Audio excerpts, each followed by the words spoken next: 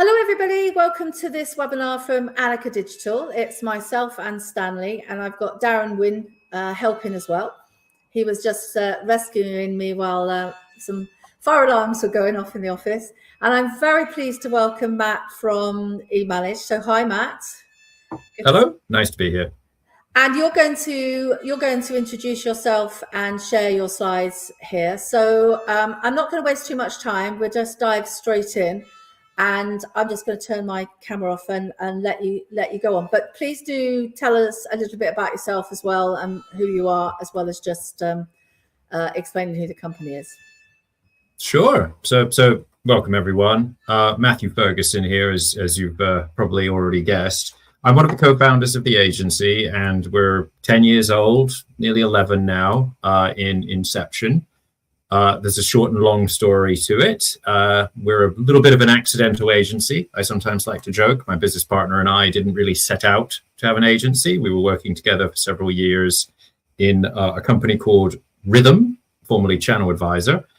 And during a job poaching transition, I said, if you take me, you should consider taking him.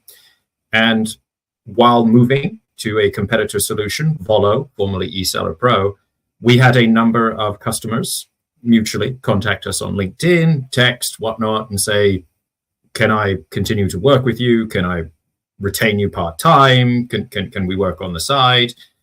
And we realized we had a nascent agency in the making. And if there was ever a better time to jump ship and try and go self-employed, now was the time. And the rest is history.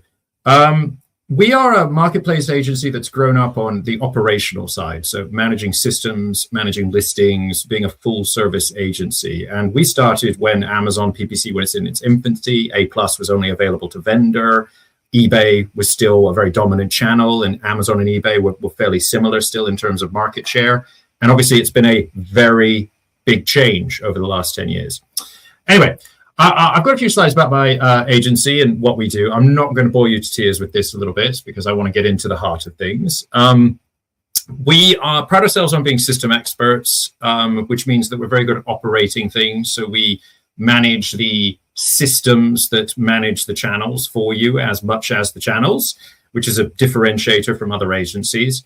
So a Linworks, a channel engine, a Rhythm, a channel advisor, and a Trade Bytes, all these systems of choice, we're agnostic to them, and you give us the keys and we can run them for you, and we're quite knowledgeable of a lot of them. And this allows us to provide a full sort of operational control where we concentrate on being very automated in our approach because we want you to pay us to deliver a result, not just to manage the day-to-day. And if the day-to-day can be automated, we strive to do so, which means we've got our own sort of developer in-house capabilities, and we've got our own custom AIs, and we are obviously working very closely and aligning to the rise of Rufus on Amazon and a lot of the AI shopping sort of agents that are coming out. But really at its heart, we're channel experts. We're marketplace channel experts. We're very good at understanding what each channel needs and how to get the most out of each channel and having a best practice checklist for each. And I think the unsung hero of being working with an agency, at least a decent one, is that you've got a collective of brain power to tap into. So I don't know a lot about a lot, but my business partner does. And then we've got people in the team that are experts in certain things.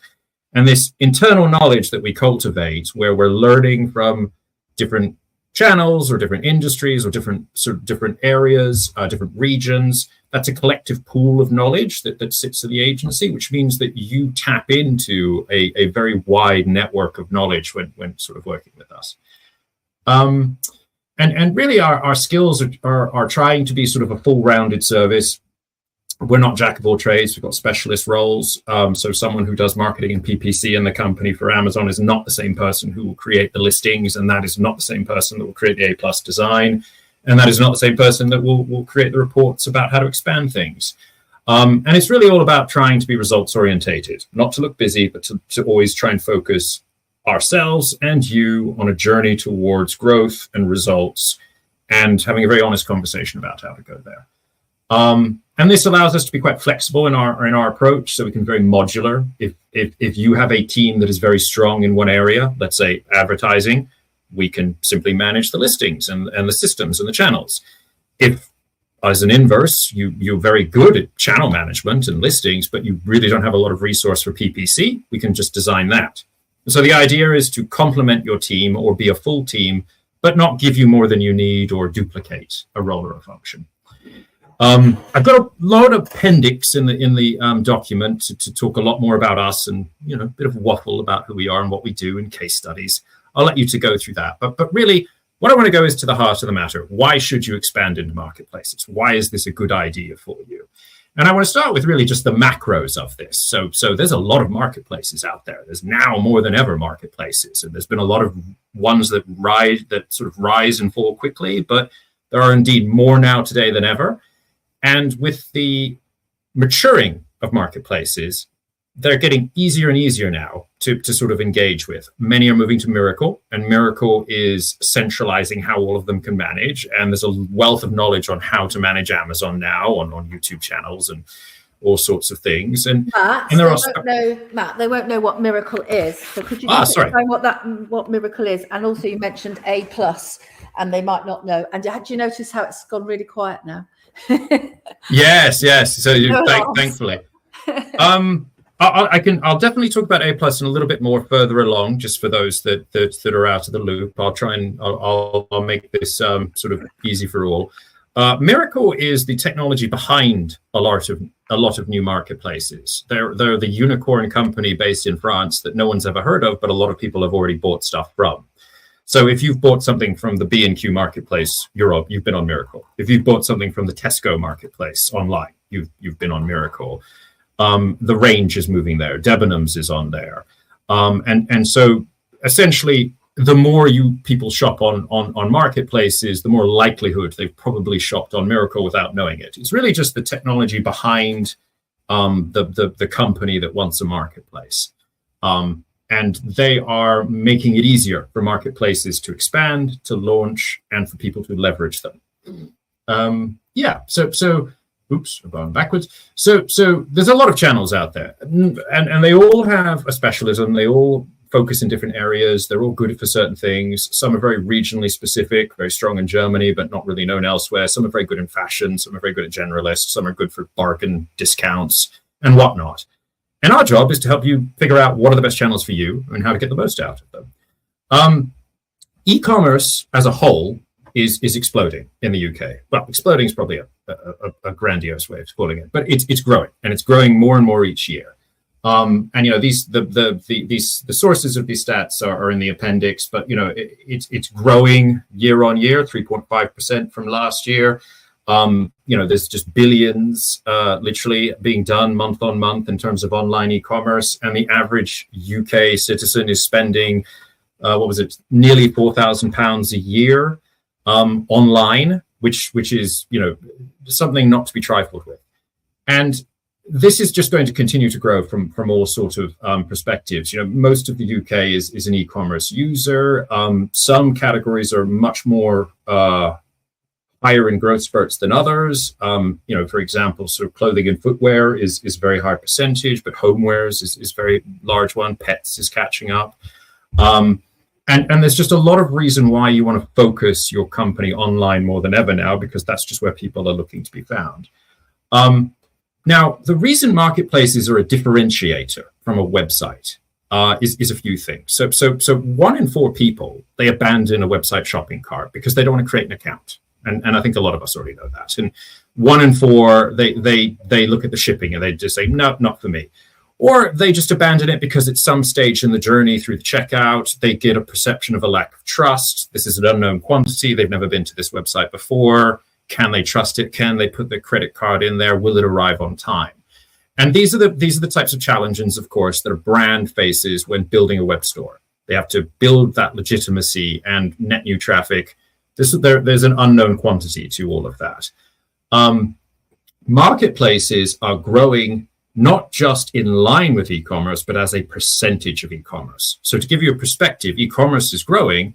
Marketplace's share of e-commerce has gone from 32% to 45% over the last 10 odd years.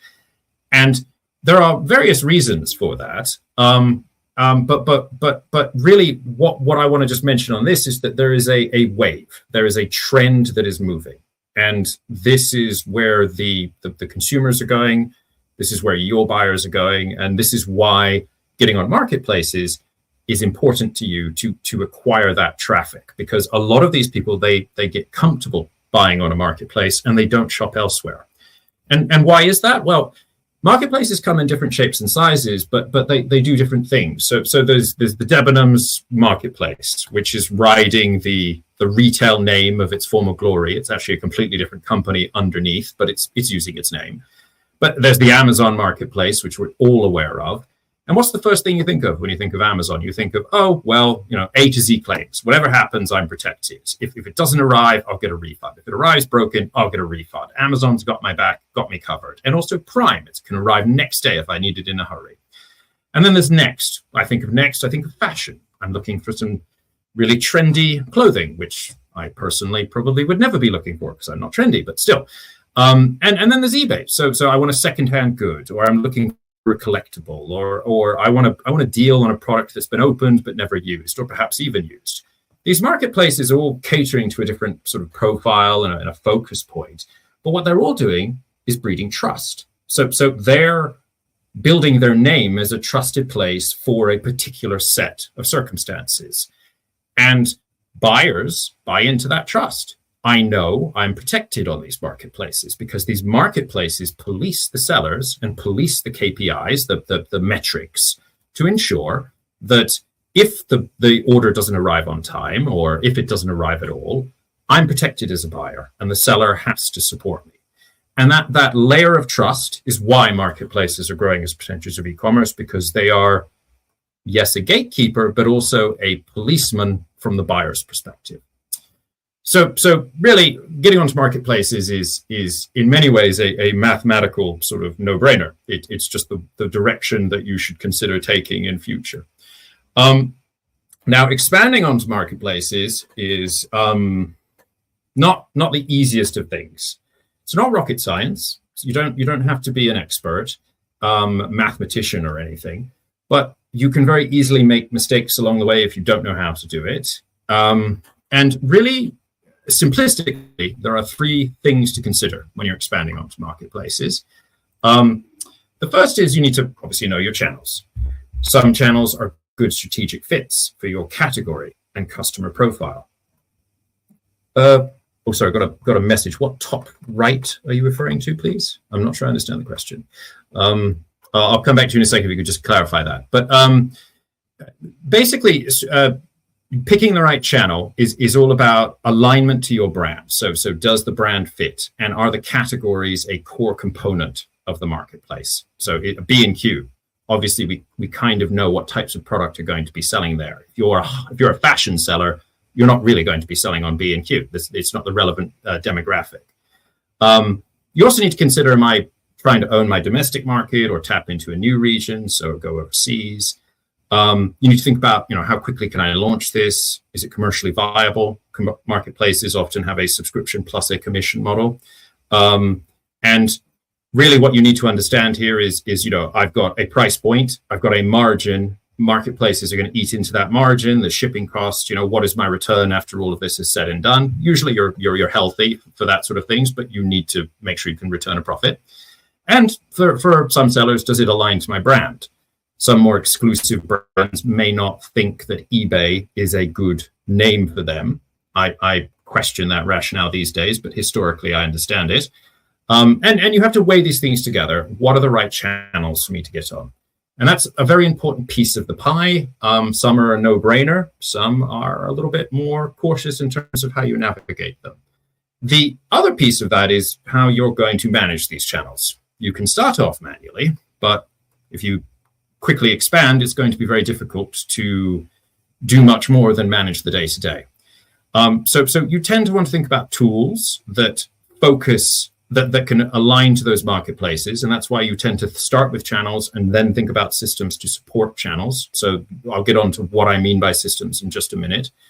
And you want to think about, what does this system need for you in terms of priority? And I'll just come right out and say it, and I'll talk about it a little bit more. Orders in stock, that's important because that's a bad buyer experience if you get a sale you can't fulfill. And it's also where marketplaces tend to police you the most. If you have an out of stock sale, that's the biggest negative on your account metric, which can lead to suspensions or downgrades. And then some of these systems also offer extras, reprices, listing data, and all sorts of other things. We'll get onto this a little bit later. And of course, a system is at times an additional cost, often. So is the cost benefit and long-term value offsetting the manual hours and the time and effort to otherwise do it? Usually that's an absolute yes, but you sometimes have to grow into that space, and you sometimes have to have a slow sort of echelon of different types of systems you might consider based on that and your run rate. The third component is the ownership of the channel.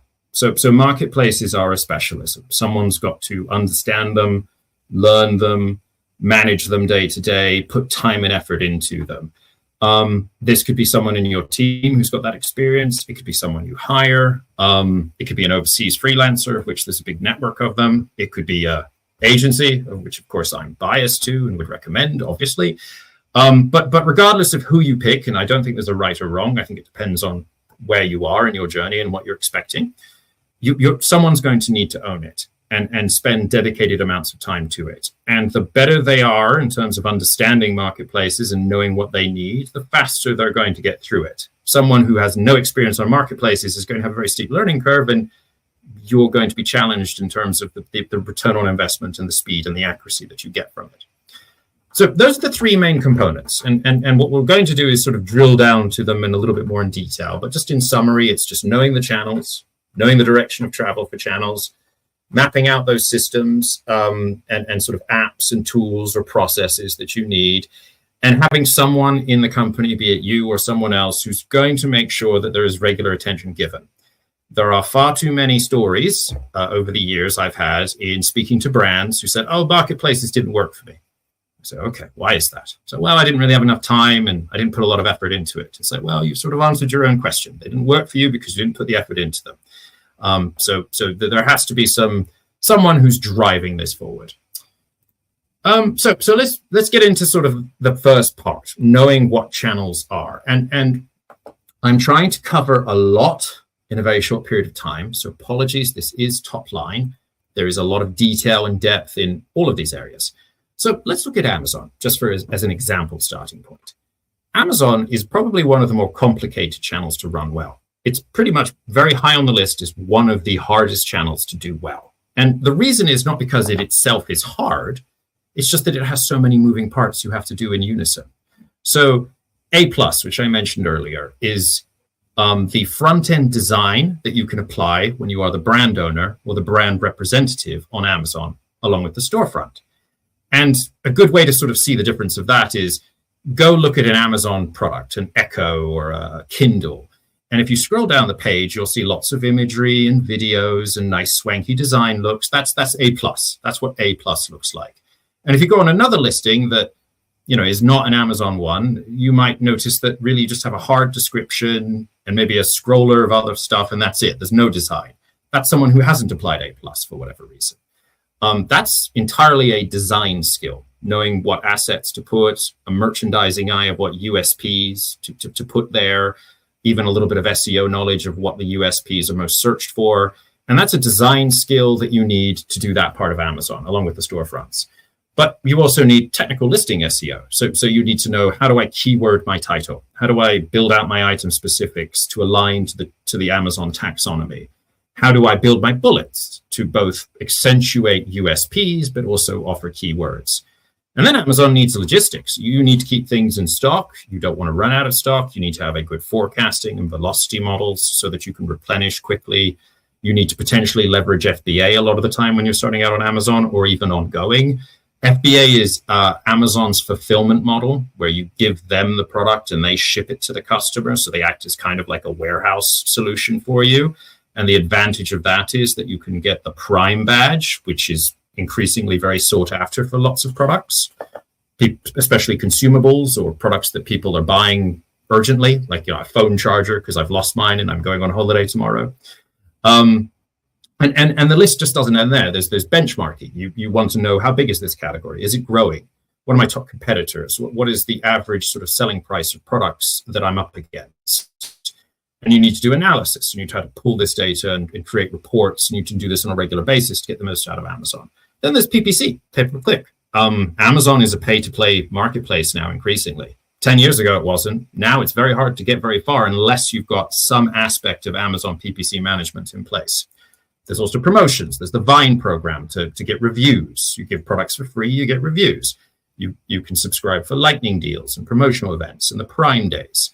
And then kind of holding it all together, there's all the KPIs. How does Amazon police me? How does it regulate me? What do I need to be aligned? And essentially that's ship on time, make sure you can ship it, make sure you ship within the handling time you specified.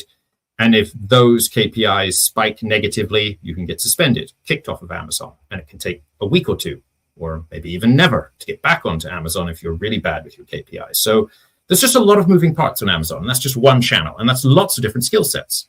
People who are good at PPC don't tend to be good at logistics. People who are good at logistics don't tend to be good at design.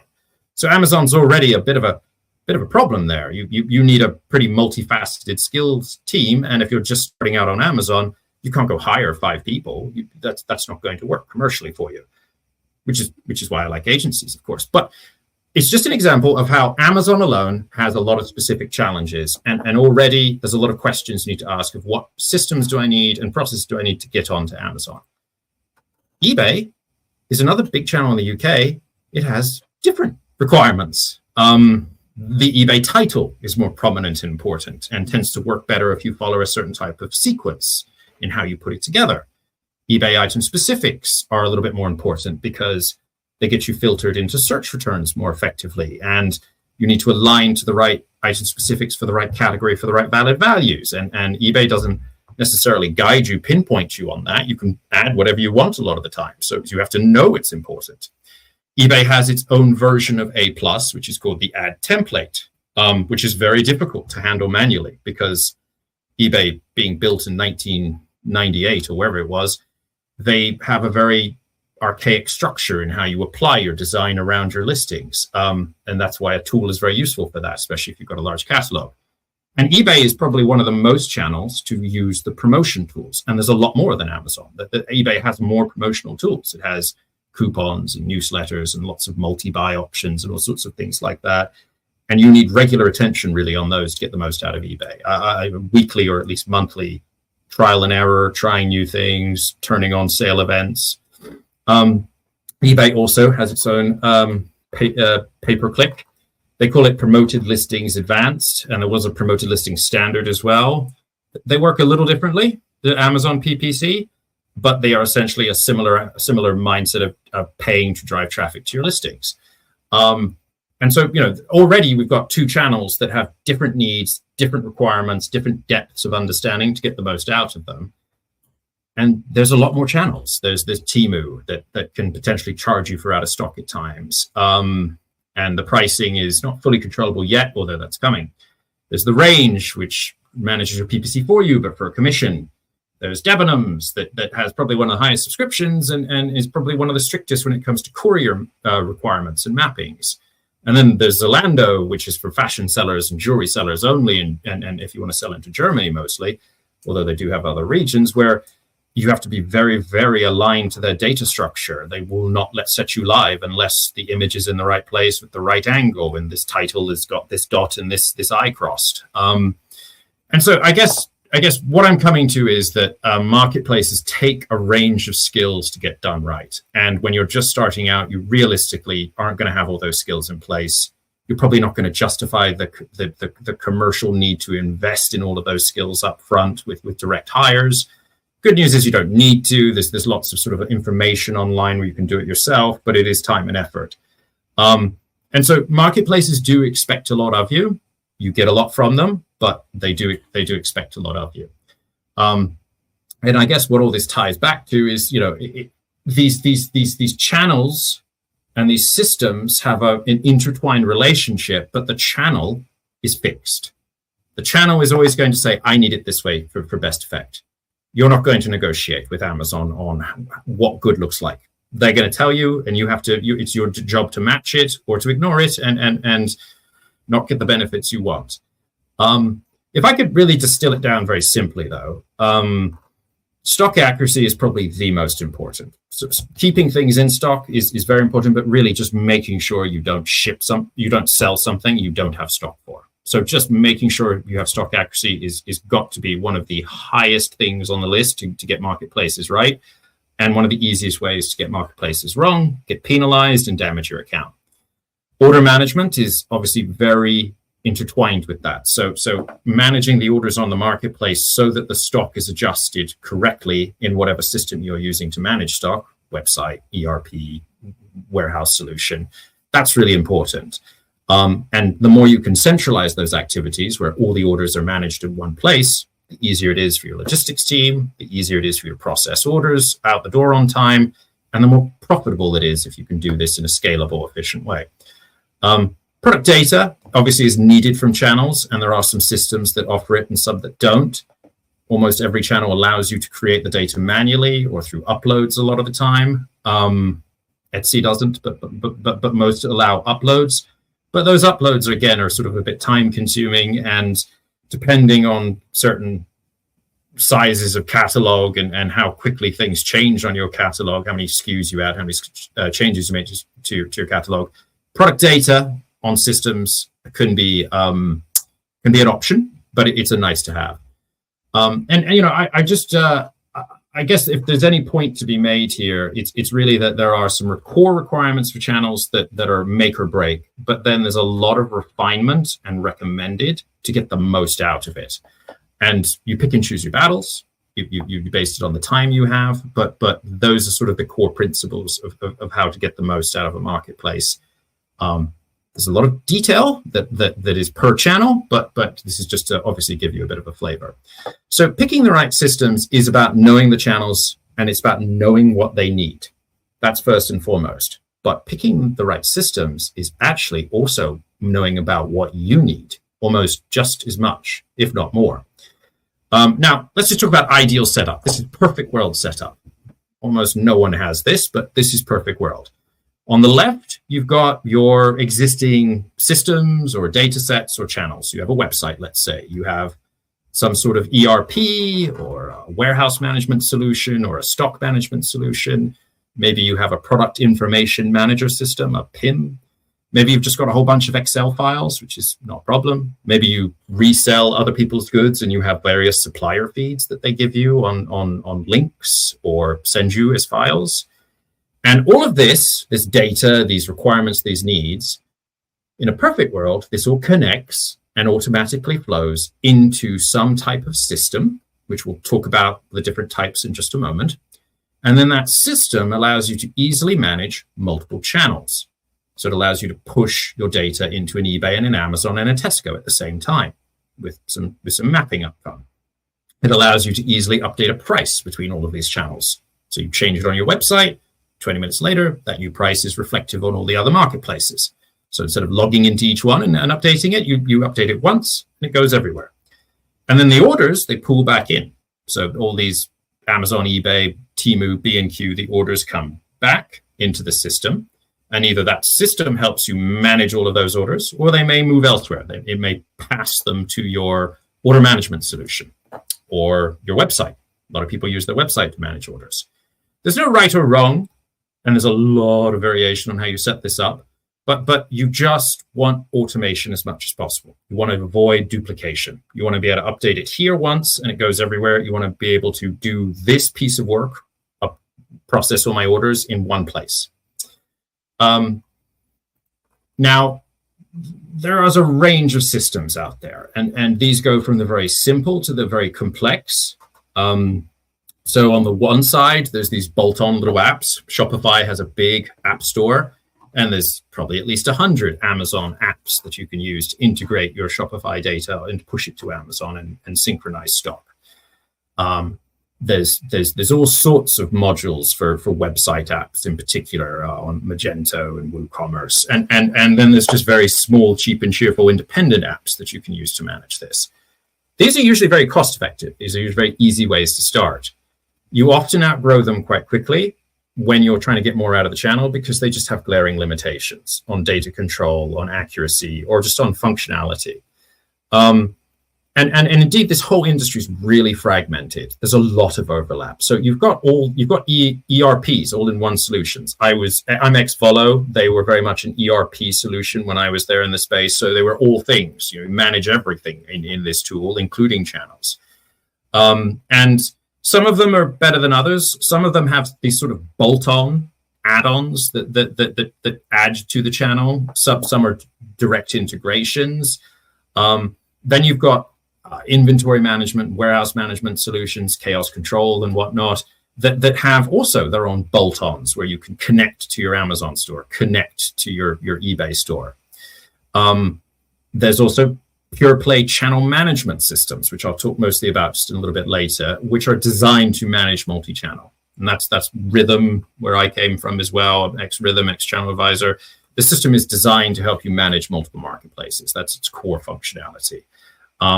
They tend to be a little bit higher on the cost spectrum, but they tend to have a lot more automation and all the features you need. And there's definitely different schools of thought on when you should pick these systems and at what stage in your development. What I will always say is avoid bespoke integrations. More times than not, we're dealing with a client that is outgrown their custom-made code, that they have technical debt, and the developer's just left, or the developer's too busy with other projects. And this just creates a distraction for brands. You want to sell product. You want to sell them well. You want to sell them with high margins.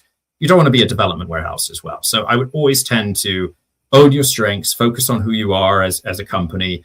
Don't build custom integrations. They might look better short term. You might have a really great developer right now that can do it in a really cheap way.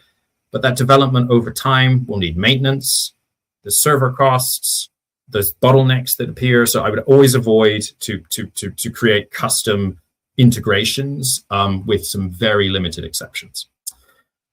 So I guess boiling it down, when should you consider a system for marketplaces is a little bit like a finger in the air question. But here's just a few areas. Let's say you've got a really large catalog. You've got lots of SKUs. That is usually one of the first reasons to adopt some sort of solution to manage this, because managing all of that data manually on a marketplace, just one marketplace, is going to be time consuming.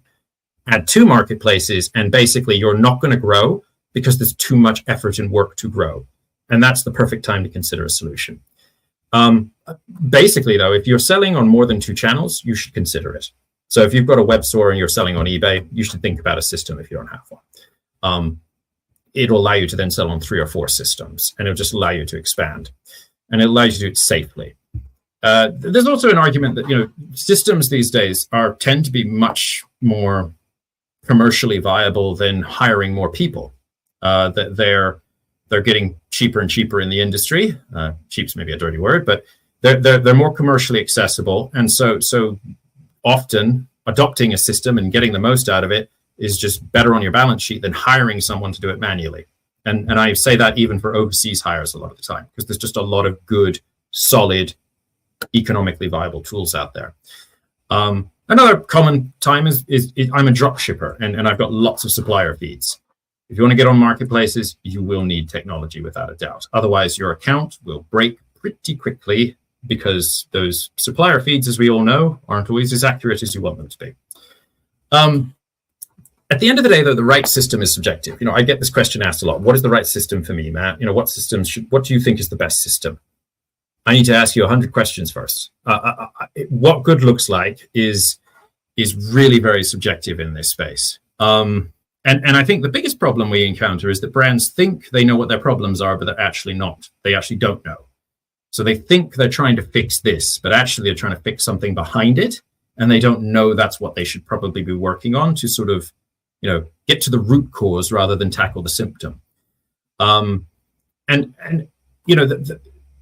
second problem tends to be, I get this system and the salesperson has sold me this amazing dream. This system is going to make me millions.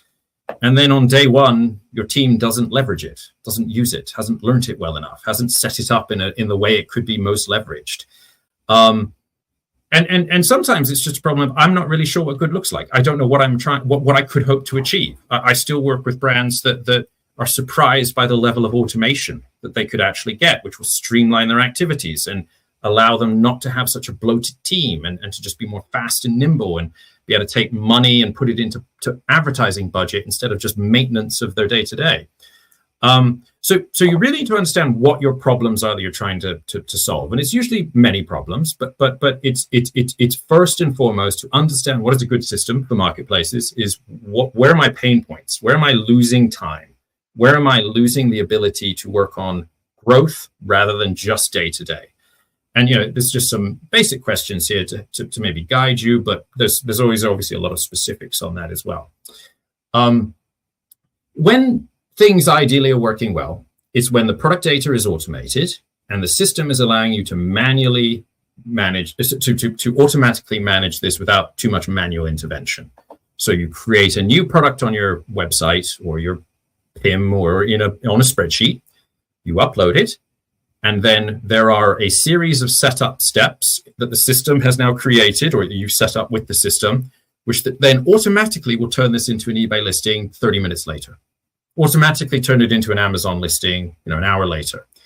And so the speed of I add one product here and suddenly that product is in 5 different places becomes very obvious as a value, and suddenly becomes very interesting for you to think about how you could grow your catalog and grow your presence and grow your sales accordingly. I'll just keep repeating it. Stock and orders synced is absolutely critical.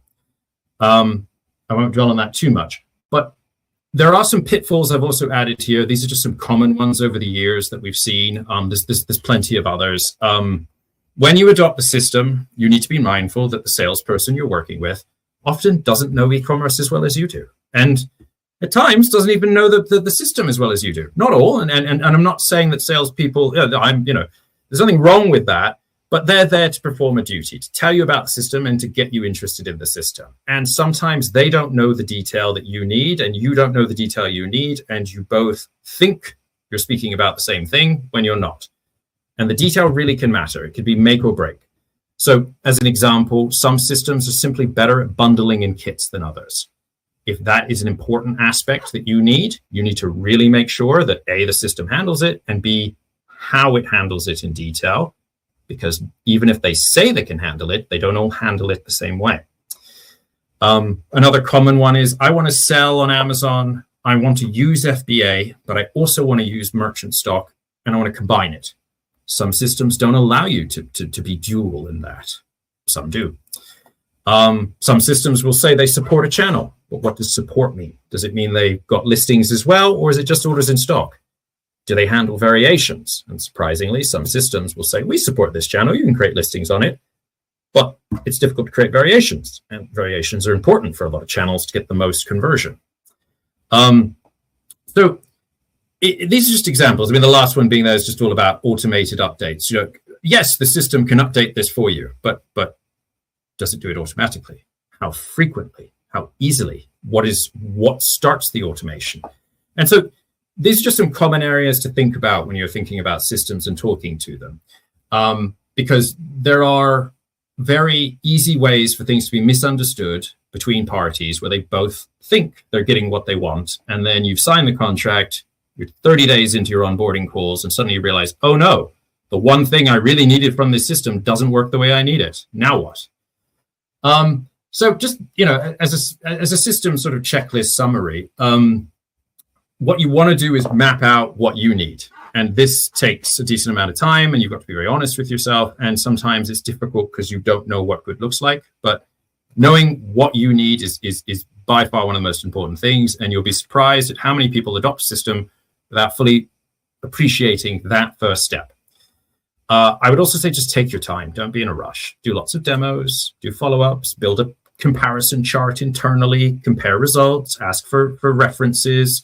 Take time, because once you're wedded and you integrate to this system, it's very possible to move, but it's not something you want to have to do quickly. And you want this system to last.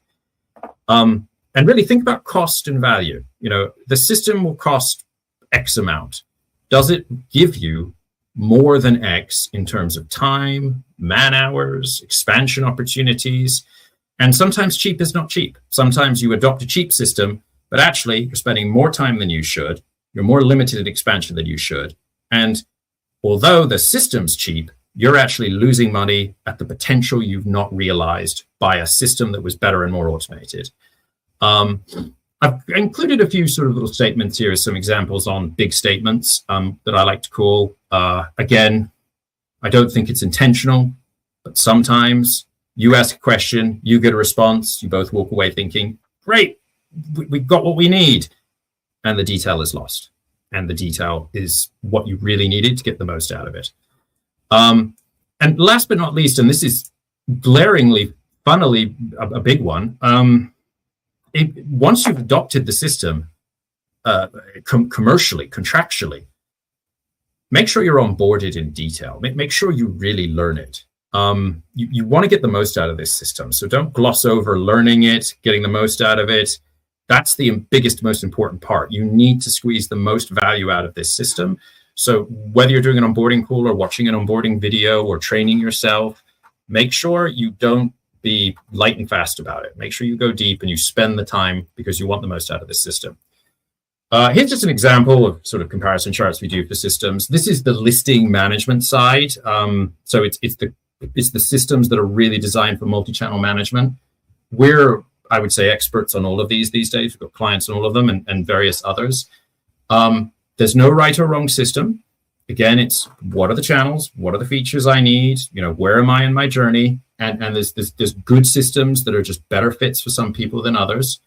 And it really just depends on all those details you put in.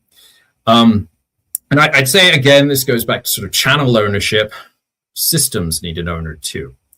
So common mistakes that come up time and time again is that the system gets adopted and then internally no one owns it. It's no one's vision or focus to make sure the system is used to its most potential. And the analogy I often use is just consider a car. You buy a really nice car, but if you don't know how to drive it, it's a pretty useless purchase. It just sits there and it doesn't do much for you. So great, you've got a nice, great, new, shiny car, but if you can't drive it or you can't drive it well, or you're too scared to drive it, why'd you buy the car in the first place? So make sure that obviously you buy the right car for you, but also that someone is going to drive it and know how to drive it the most. And it is a very common situation where we get a client come in and goes, I adopted Linworks, or I adopted Channel Engine, or I adopted Base, and I don't feel the system is giving me the value I need. And we do an audit, we look into it, and we realize they're not using even half the tool's capability. They've got a great tool that they've bought for them, but they are still doing their same manual processes now just in the tool. They haven't done the automation setups. They haven't streamlined the opportunities. They haven't learned how the tool can be scheduled and work for them. And so they're now saying, well, I bought this car and it doesn't drive well. And actually it's just because, you thought you were buying an automatic and it's a stick and you haven't learned how to do stick. Might be taking that analogy too far, but it's a surprising oversight that a lot of companies will get the system and just not get the most out of the system because they don't spend the time or they don't have someone focused on getting the most out of the system. So these core principles, just summarize very quickly, systems, they have nuance. And you need to understand what those are, and you need to compare that to what your needs are, your unique needs. And that needs to be a mesh of activity, and you need to get people involved, and you need to have various discussions. And then once you've got that, you need to consider the channels you're exploring because they have needs. So you've got almost 3 components here you need to tie together. And that's why it's so important to have an owner. You need someone that can tie it all together and understand the system needs X. I need the most out of the system in order to achieve what the channel needs and fix the problems of my own company. So that's a very quick whistle-stop tour of that. And so really, just I'm going to summarize this in brief, and then hopefully we'll have a bit of time left for questions. I'm conscious I've rambled a little bit longer than expected.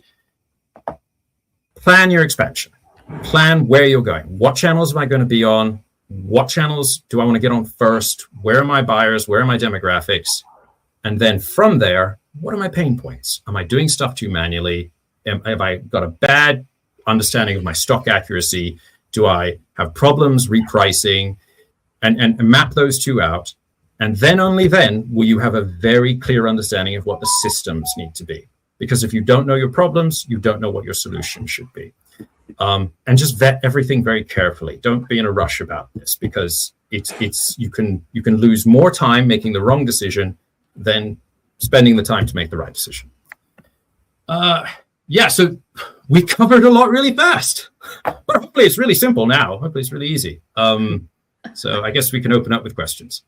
Okay, so I've got a question from Pete in our team, who I think you've met, and what he wanted to know was, we know that there's been so much growth in Amazon and eBay, but is the growth coming from them, or is the growth coming from the other marketplaces that many people wouldn't even realize you could sell on? I mean, most people just thought, oh, when you went onto B&Q, you're just buying B&Q products. You didn't realize that you could be buying somebody else's products. So where is it just Amazon, or are the others all contributing a huge amount as well?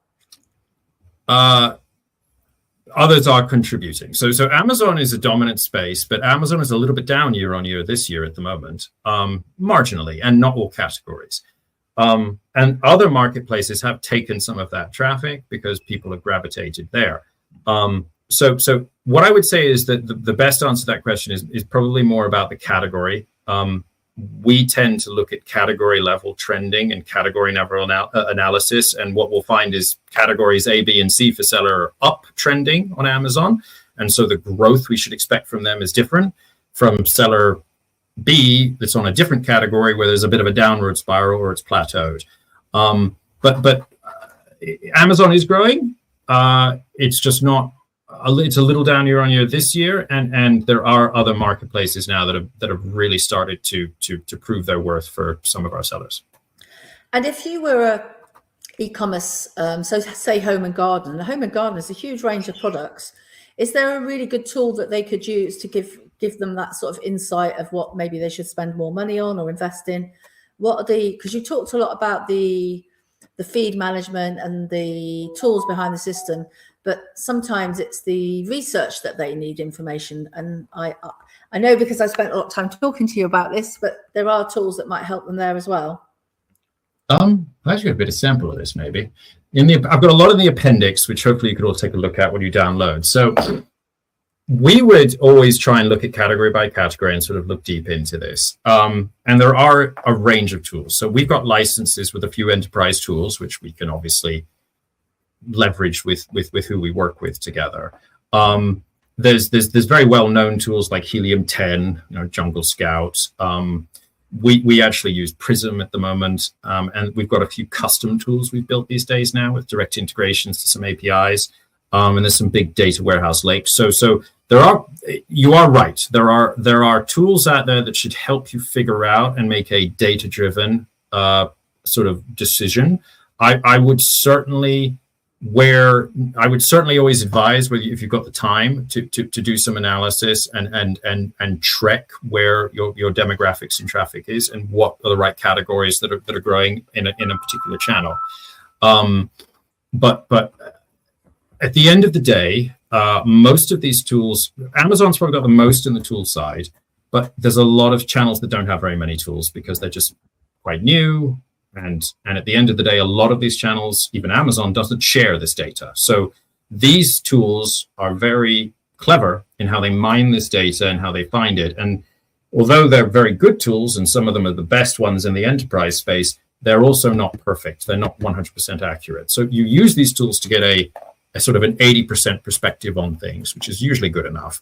But the real detail comes from the day-to-day iteration once you've gone live.